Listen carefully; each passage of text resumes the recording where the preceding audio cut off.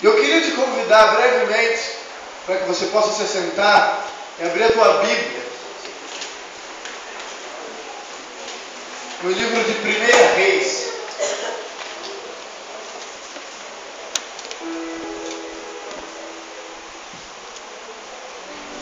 Desde já eu agradeço a oportunidade de estar aqui. Já pude visitar outra vez, foi benção, não me esqueça, foi benção. E é uma honra poder pregar aqui nesse púlpito.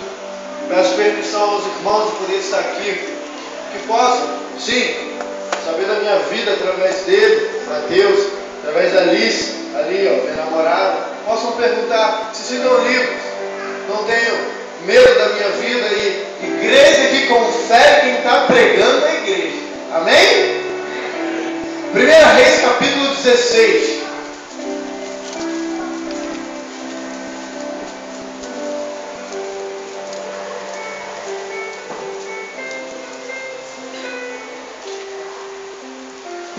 Reis, capítulo 16, versículo 29.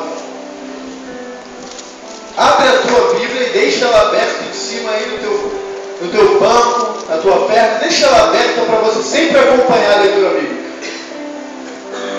1 Reis, capítulo 16, verso 29. Diz o texto: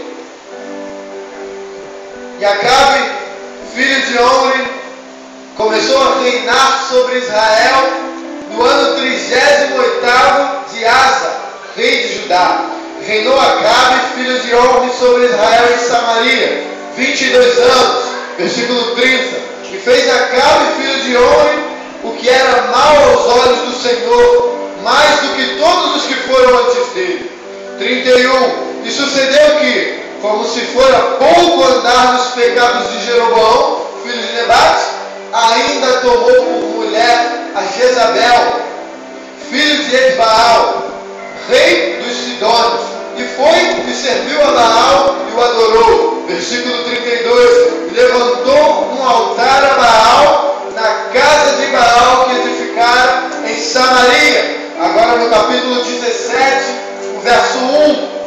Então Elias, o tisbita dos moradores de Gileade, disse a Acabe: Vive o Senhor Deus de Israel, perante cuja face estou, que nestes anos nem orvalho, nem chuva haverá, senão segundo a minha palavra.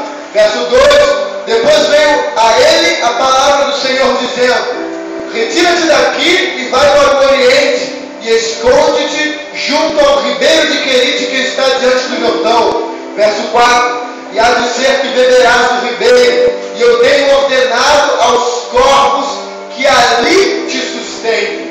Foi, pois, e fez conforme a palavra do Senhor, porque foi e habitou junto ao ribeiro de Querite, que está diante do Jordão. Versículo 6. E os corvos lhe traziam pão e carne pela manhã, como também pão e carne à noite, e bebia do ribeiro. Versículo 7. E sucedeu que, passando dias, o ribeiro se secou, porque não tinha havido chuva na terra. Amém?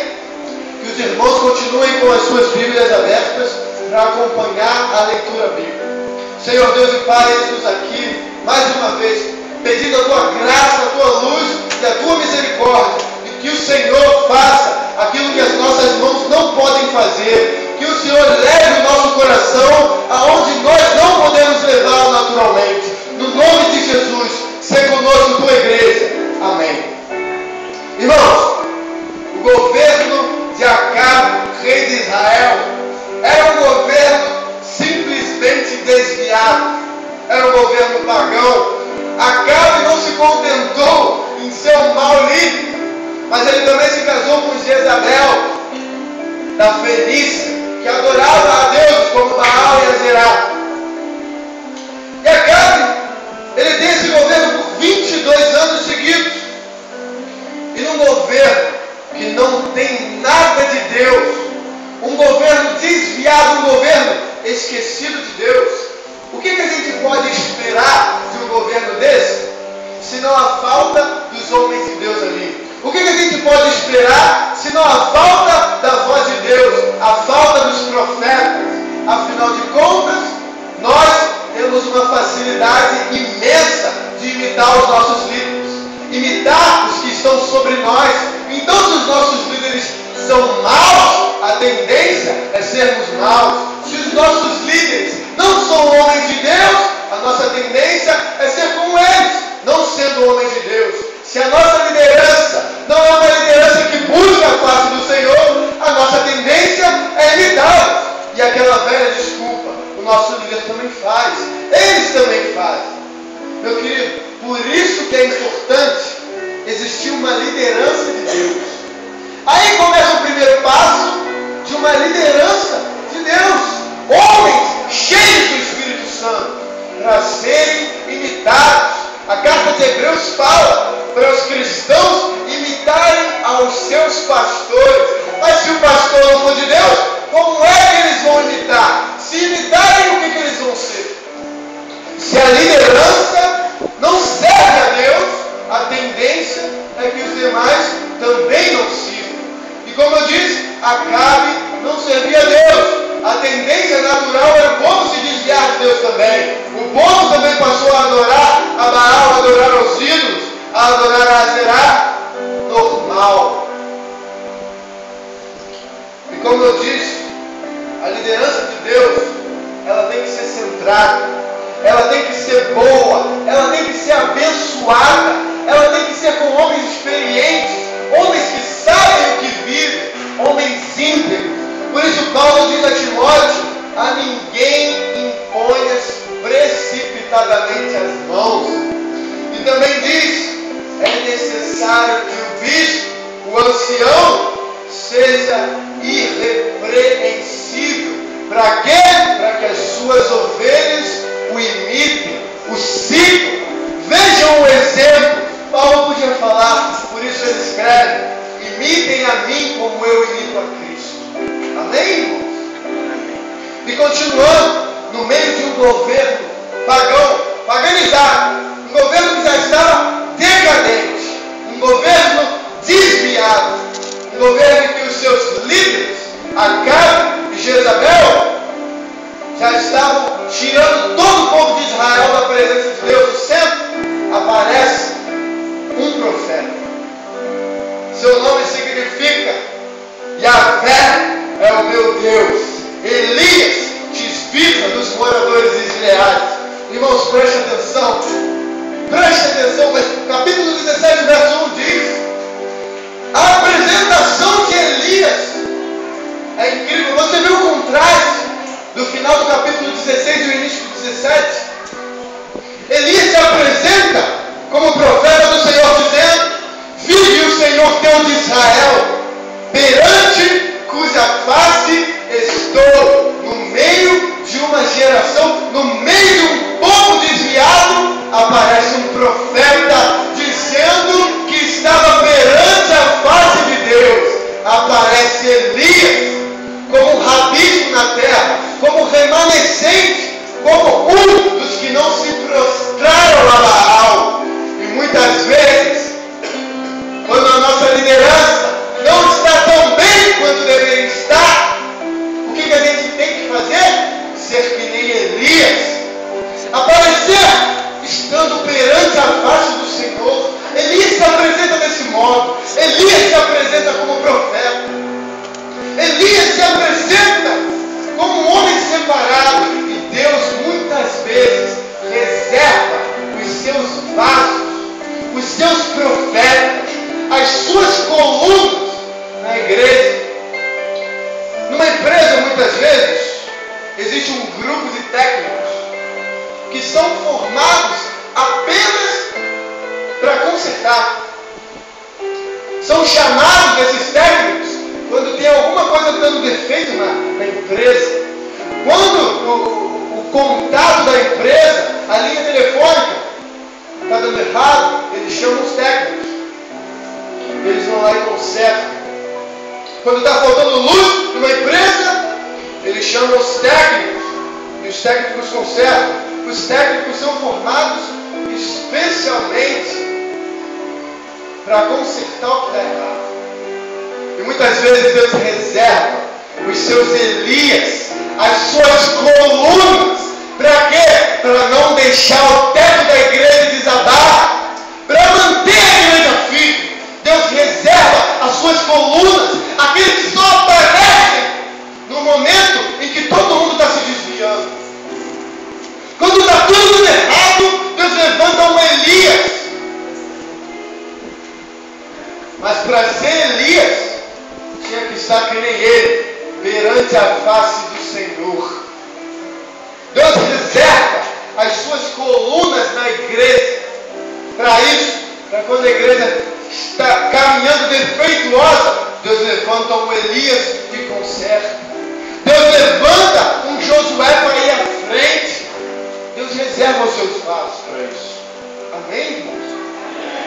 Mas claro que Elias nunca ia dizer o juízo, o castigo sobre Israel da seca, o castigo que você pode conferir em Tiago 5,17 ou em Lucas 4,26, você confere que foi uma seca de 3 anos e meio. Elias jamais pronunciaria um juízo de Deus se ele não estivesse perante a face do Senhor. Sabe o que acontece hoje, irmãos?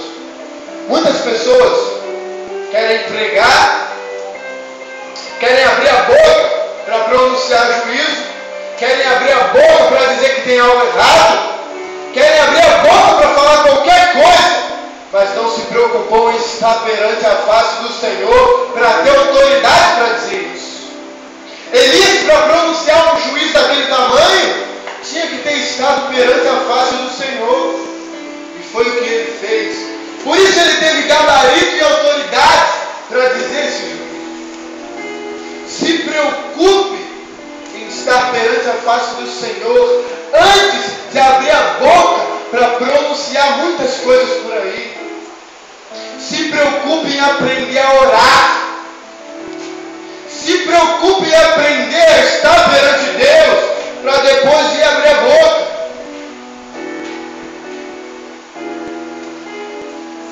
Mas mesmo assim, Elias sendo Elias tendo proferido tamanho juízo,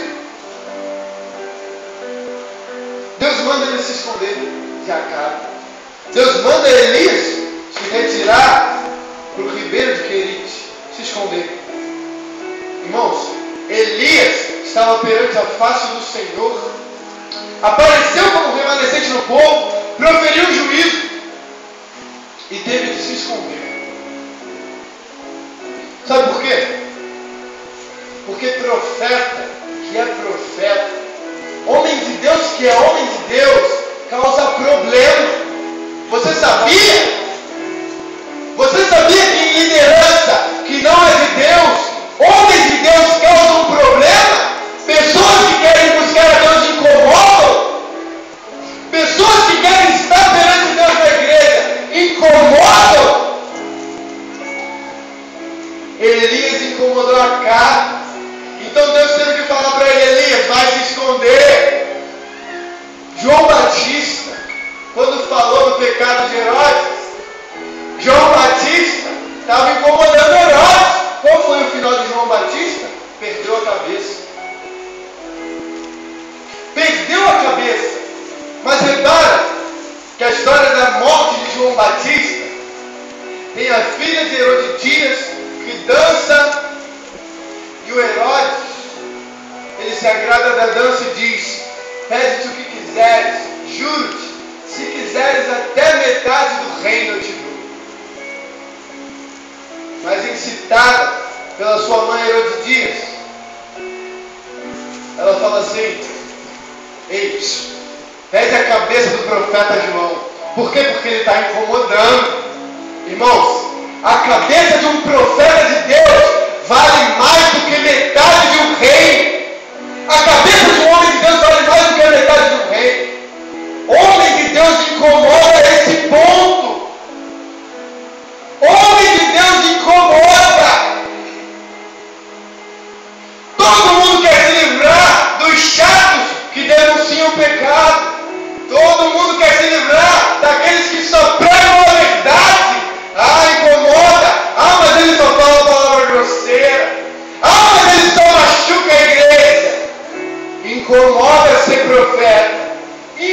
modo. E é melhor para o mundo ter um profeta a menos do que ter metade de um reino inteiro.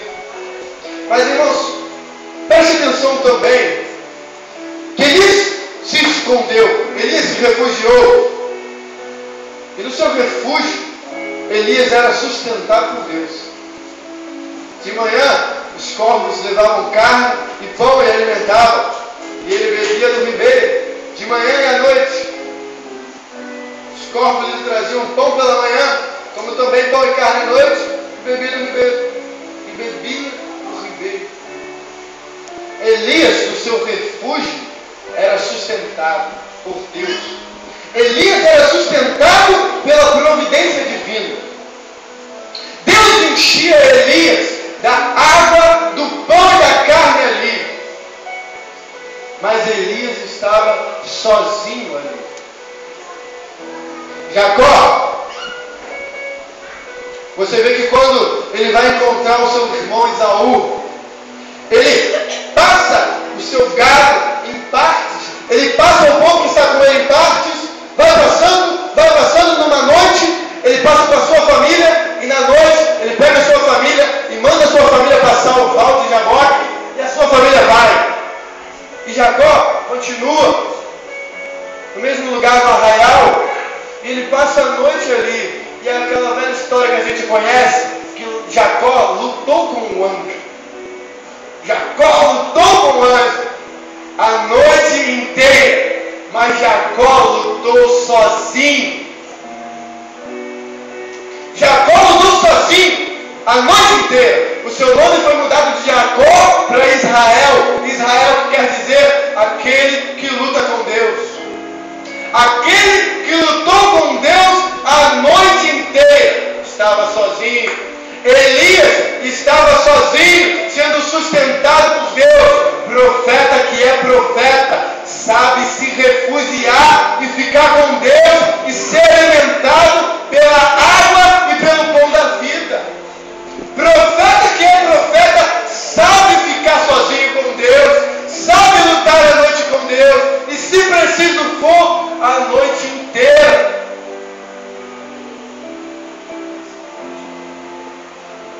O pão, muitas vezes Jesus diz que ele era o pão da vida. Ele era o pão que desceu do céu. Era Jesus Cristo. Glória a Deus por isso. E o profeta se alimentava de pão. Irmão, se alimenta da palavra de Deus, porque ela é o nosso pão. Se alimenta da palavra. Bem-aventurado aquele que lê, aquele que ouve e aquele que guarda as palavras desta profecia. Se alimente da palavra e beba água. Que água? João capítulo 4, versículo 11, 13 e 14 diz assim: disse-lhe a mulher: onde, pois, tens a água viva? E Jesus respondendo disse: qualquer que beber dessa água tornará a ter sede. Mas aquele que beber da água que eu lhe der nunca terá sede, porque a água que eu lhe der se fará nele uma fonte de água que salte para a vida eterna. Se alimente, beba da água da vida que é Jesus Cristo. E como aquele lindo texto de Jeremias 2 diz: o meu povo fez duas maldades contra mim. A mim me deixaram um manancial de águas vivas e construíram cisternas rotas, cisternas que não retêm as águas. Sabe qual é o nosso problema? A gente gosta de cavar cisterna pensando que vai reter água, quando na verdade a única água que não se retém é a que vem de Deus. O que a gente quer? Cavar cisterna. Mas essas cisternas que nós cavamos não retêm as águas, porque a gente busca beber que água? A água que vem do mundo. A gente busca se alimentar em coisas que não são a palavra de Deus, que não são a oração, que não são a comunhão, que não são a Santa Ceia do Senhor. A gente busca se alimentar de muitas outras coisas. A gente busca se saciar em muitas outras coisas. Quando a nossa sede só é saciada no manancial de águas vivas. Jesus falou para a mulher: qualquer que beber dessa água tornará a ter sede. O que você bebe do mundo te satisfaz? Nada. Nada no mundo nos satisfaz. Se nos satisfaz por um pouco de tempo, logo depois a gente se sente vazio. Por isso que Deus diz em Jeremias capítulo 2: deixaram o manancial de águas vivas e cavaram cisternas rotas. Aproveita a tua Bíblia que está aberta aí e continua lendo 1 Reis 17 comigo.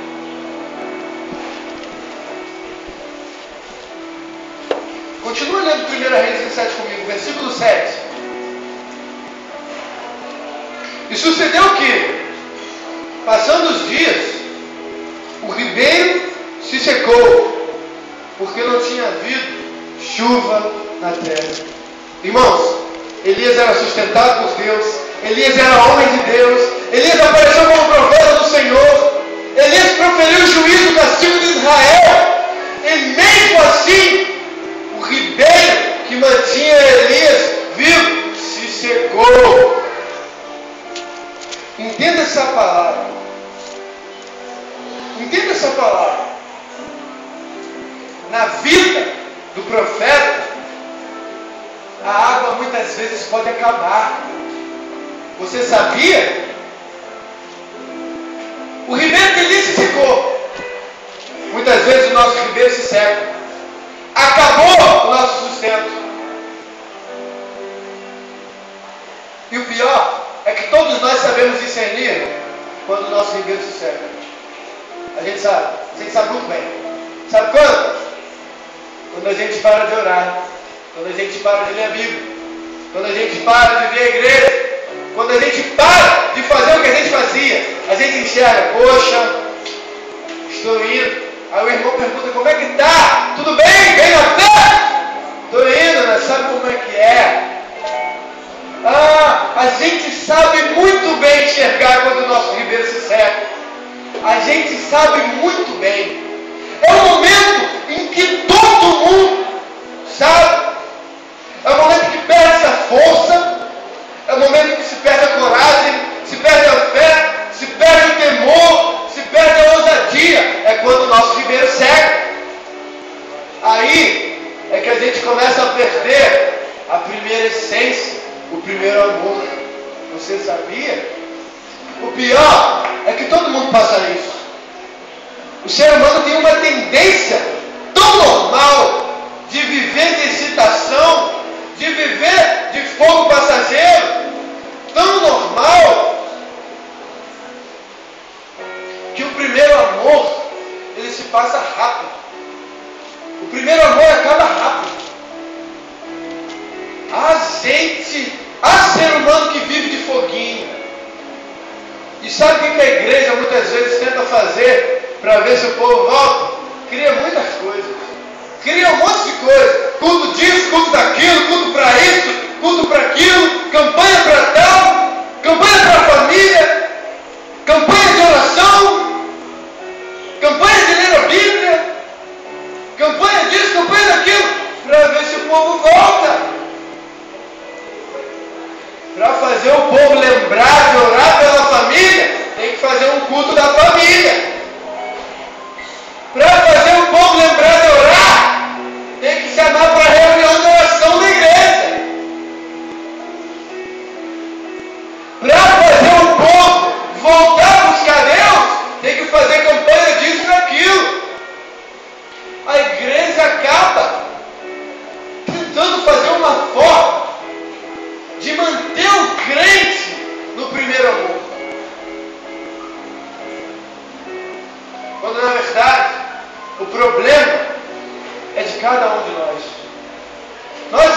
enxergar quando o nosso ribeiro seca.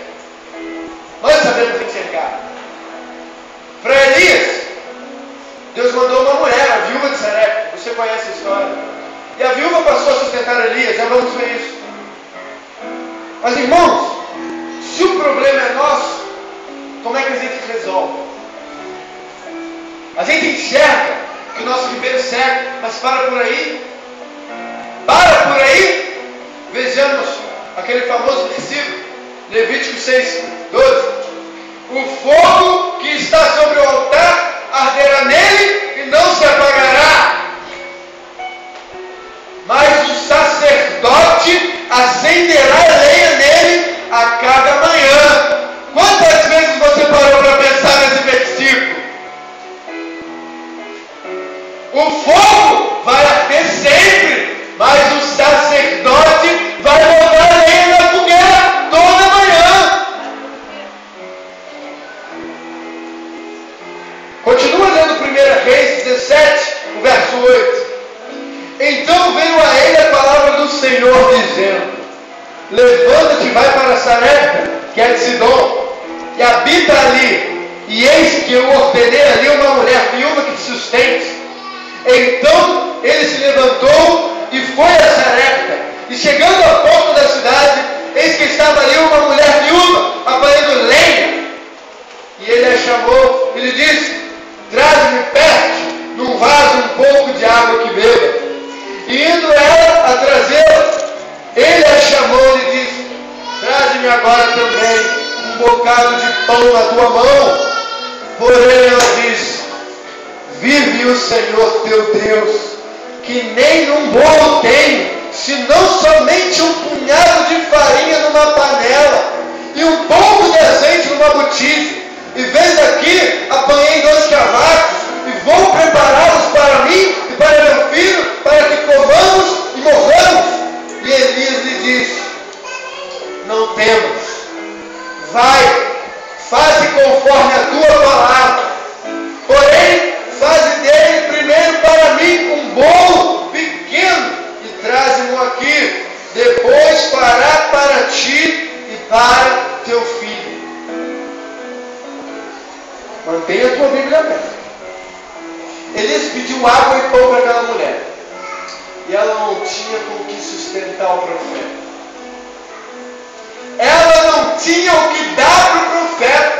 Não tinha pão e não tinha azeite. Sabe o que acontece? Quando o nosso ribeiro seca, quando o profeta perde o seu ribeiro, às vezes ele vai buscar outra pessoa. Mas se a pessoa não tiver o que dá para comer, também não vai adiantar de nada. Vai buscar um irmão da igreja que ele tem nada. Ah, como o profeta passa essa seca também. Eis a importância de cuidar do teu irmão. Mantém a tua vida cheia, para que se secar o ribeiro do irmão, você possa alimentá-lo. Amém, igreja? Mas o versículo 14, você está lendo aí na tua Bíblia que eu sei, o profeta fala assim: assim diz o Senhor, Deus de Israel, a farinha da panela não se acabará e o azeite da botija não faltará, até o dia em que o Senhor dê chuva sobre a terra. Meu irmão, o que acontece com os profetas quando o ribeiro se seca? A gente espera Deus mandar a chuva dele, não é? Quando a gente perde a nossa força, o vigor, a vontade de orar, a vontade de adorar, quando a gente perde tudo que a gente tinha, a gente fica clamando: Senhor, resgata o meu coração, não deixe que em mim se perca o brilho da primeira essência. Senhor, faz-nos voltar para ti.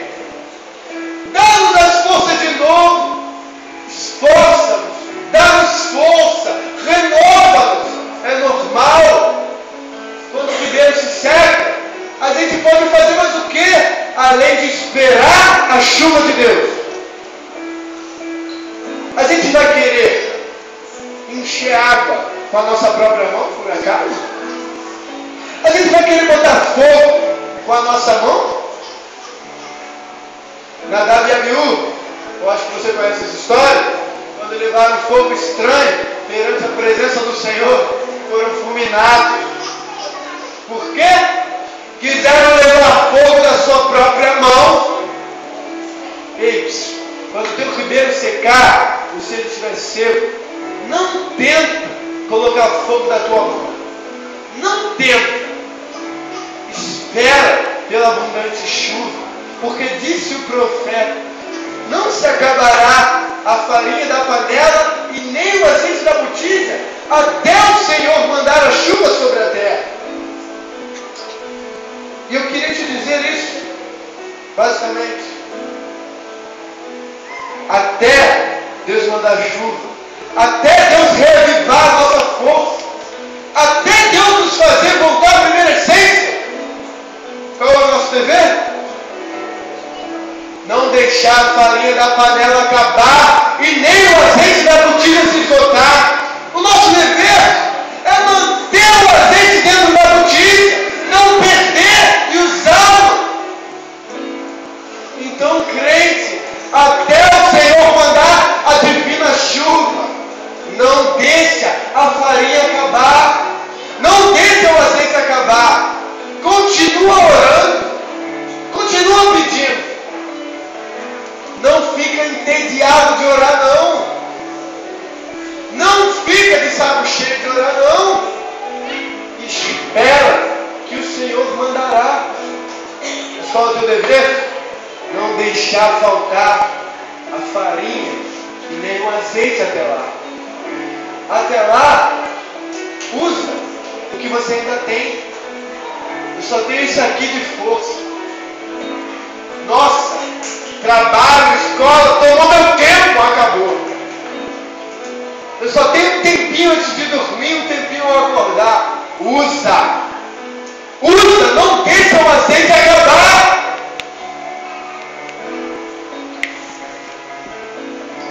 E até lá, espere pela chuva de Deus. Agora, pega a tua Bíblia e lê no capítulo 18. Quando Elias recebe a ordem do Senhor e vai se apresentar a Acabe. E sucedeu que depois de muitos dias, a palavra do Senhor veio a Elias, no 3º ano, dizendo: vai, apresenta-te a Acabe, porque darei chuva sobre a terra. Versículo 2. E foi Elias apresentar-se a Acabe, e a fome era extrema em Samaria. E Acabe chamou Obadias, mordomo, e Obadias temia muito ao Senhor, porque sucedeu que, destruídos Jezabel, os profetas do Senhor, Obadias tomou 100 profetas e de 50 em 50 os escondeu numa cova e os sustentou com pão e água. E disse Acabe a Obadias: vai pela terra a todas as fontes de água e a todos os rios, pode ser que achemos erva, para que em vida conservemos os cavalos e mulas, e não percamos todos os animais. Repartiram entre si a terra, e para percorrerem, Acabe foi a parte por um caminho, e Obadias também foi sozinho por outro caminho. Estando, pois, Obadias já em caminho, eis que Elias o encontrou. E Obadias, reconhecendo, prostrou-se sobre o seu rosto e disse: és tu o meu senhor Elias? E disse-lhe ele: eu sou. Vai e dize a teu senhor: eis que Elias está aqui. Versículo 15. E disse Elias: vive o Senhor dos exércitos, perante cuja face estou, que deveras hoje me apresentarei a ele. Então foi Obadias encontrar-se com Acabe e lhe anunciou. E foi Acabe encontrar-se com Elias. E sucedeu que, vendo Acabe, Elias disse: és tu o perturbador de Israel? Amém, querido? Irmãos,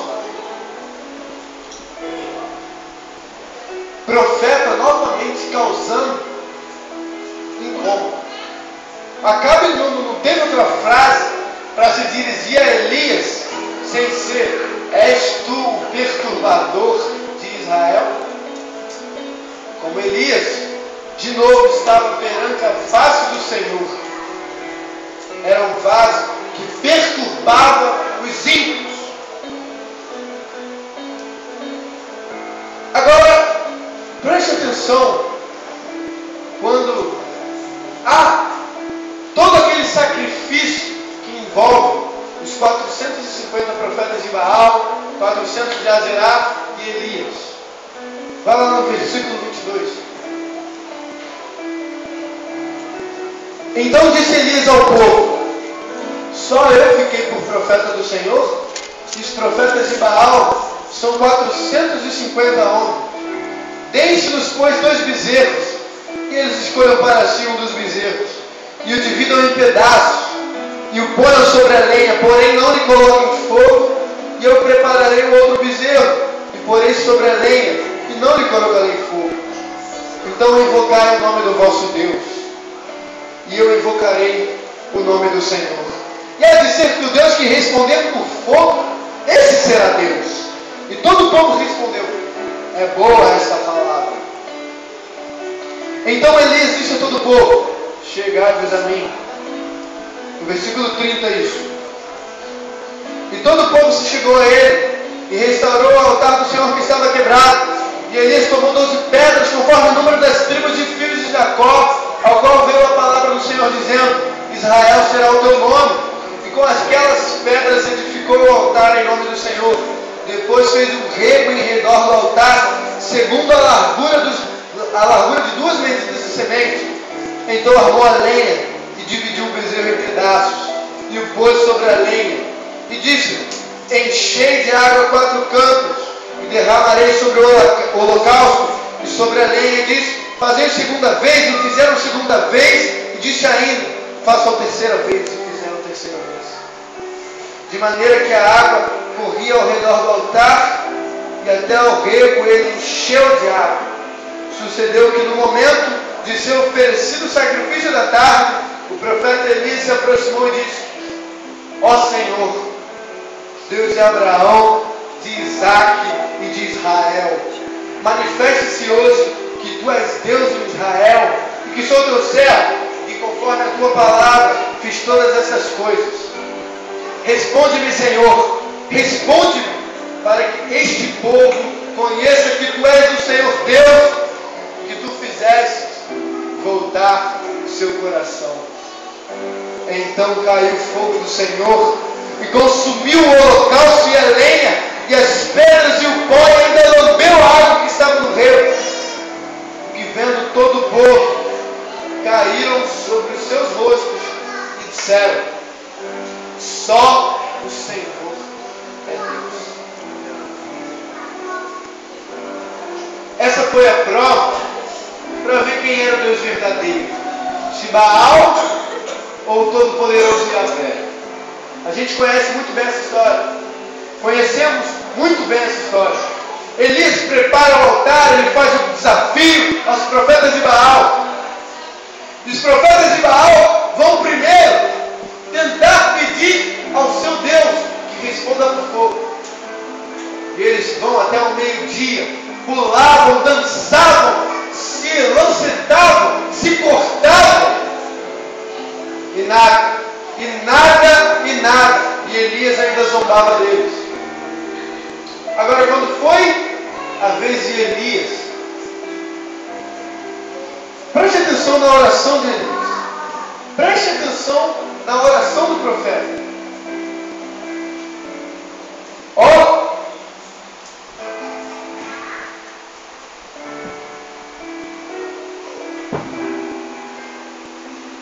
Ó Senhor Deus,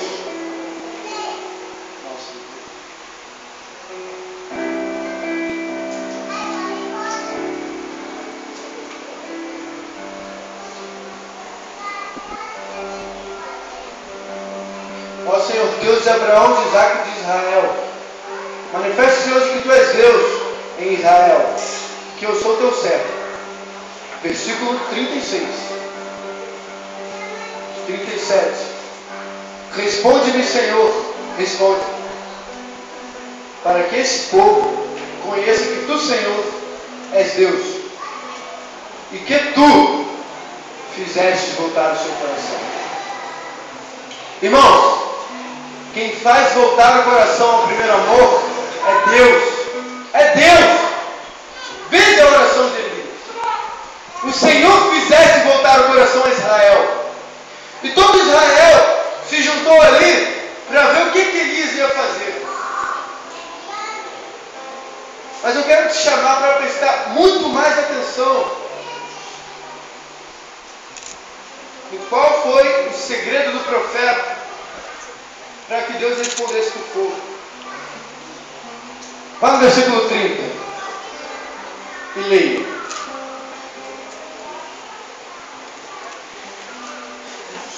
Então Elias disse a todo o povo: chegai-vos a mim. E todo o povo se chegou a ele e reparou o altar do Senhor que estava quebrado. Eis aí o segredo.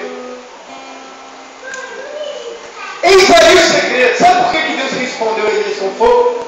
Porque Elias foi reparar o altar que estava quebrado. E muitas vezes os nossos altares da oração estão quebrados. Os nossos altares da leitura da palavra estão quebrados. Os nossos altares do louvor a Deus estão quebrados. Sabe qual é o segredo? Reparar o altar que estava quebrado. Repara o teu altar que está quebrado. E Deus mandará o fogo do céu, o fogo que vai consumir o teu sacrifício. E no final das contas, como diz o versículo 41, quando disse Elias a Acabe: come e bebe, porque há ruído de uma abundante chuva. Aqui, Deus mandou a chuva que limpou toda Samaria da seca. E como diz o texto: tenho porém contra ti que deixaste o teu primeiro amor.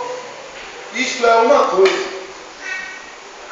Outra coisa é voltar, reparar o altar.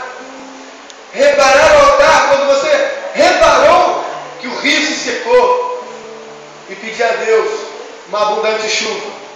Amém? Até aqui é a palavra do mestre que eu tenho para compartilhar convosco. Eu peço isso, que se os seus altares estiverem quebrados, volte a reconstruí-los. Volte a reconstruir os teus altares que estão quebrados. E aí você voltará à primeira essência. Amém, irmãos? Amém. Eu agradeço a oportunidade, no nome de Jesus Cristo. E agradeço à igreja pela paciência e pela oportunidade de eu poder estar aqui e os irmãos poderem concordar comigo. Amém? Amém. Aleluia.